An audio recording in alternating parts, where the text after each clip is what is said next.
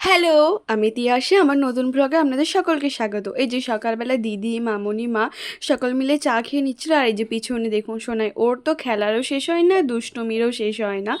আর তারপর এই যে দিদি ওকে খাওয়াবে বলে খাবারটা রেডি করছিল, আর ও একবারই গিয়ে বললো যে না আমি খাবারটা করবো। আর দেখুন কীভাবে খাবারটা নষ্ট করছিল।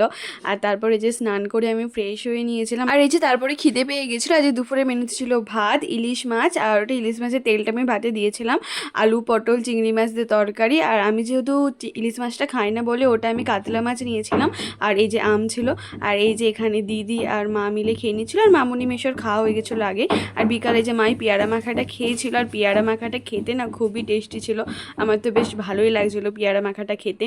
আর তারপরে যে সন্ধেবেলা একটু চাউমিন করছিল। আর এই যে দেখুন এক থালা চাউমিন নিয়ে বসে পড়েছে। এটা আসলে দিদিকেই খেতে দিয়েছিল।